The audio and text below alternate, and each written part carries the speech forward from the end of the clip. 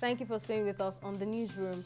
Embattled former Deputy Commissioner of Police Abba Kyari and 6 others have been brought back to court to answer to drug trafficking-related offences brought against them by the National Drug Law Enforcement Agency, NDLEA. The NDLEA had filed 8 counts of hard drugs trafficking against Kyari, who is also wanted in the United States for his relationship with convicted fraudster Ramon Abbas, popularly known as Hush Puppy.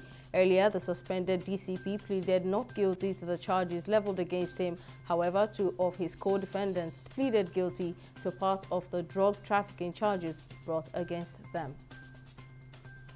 The Supreme Court has reserved judgment in a suit filed by President Muhammadu Buhari and the Attorney General of the Federation seeking an interpretation of Section 8412 of the Electoral Act 2022. The Apex Court arrived at this conclusion after taking arguments from parties and adopting their processes.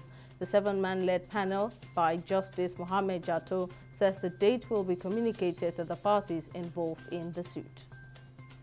The Independent National Electoral Commission (INEC) says Nigeria's democracy is being threatened by the predominance of money politics. Mahmood Yakubu, INEC chairman, said this on Wednesday at a one-day colloquium on emerging issues that will shape the 2023 general elections. Yakubu, who listed insecurity, fake news and money politics as 3 critical challenges ahead of the elections, added that the influence on money on politics is becoming more present and that the situation may become plutocracy for the rich rather than a democracy for the people.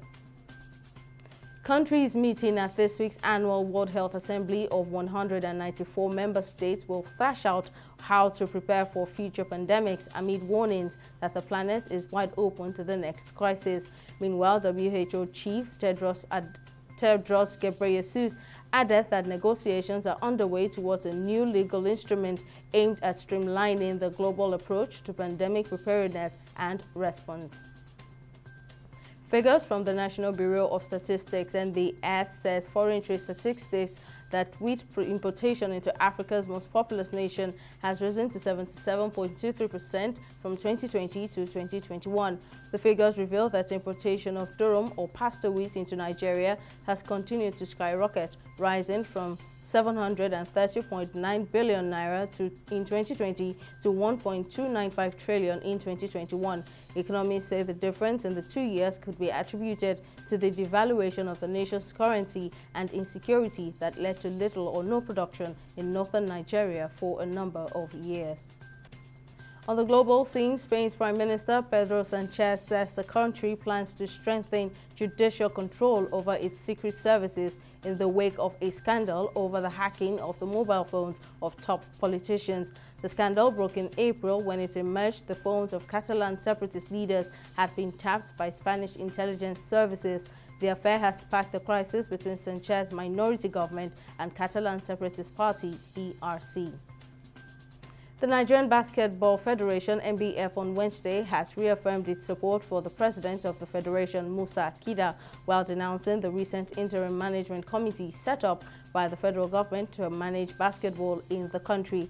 The NBBF stressed that the idea of an interim management committee is alien to its statutes as approved by the Ministry of Youth and Sports Development, the Nigeria Olympic Committee (NOC), and the International Basketball Federation (FIBA), under which the affairs of the federation are governed.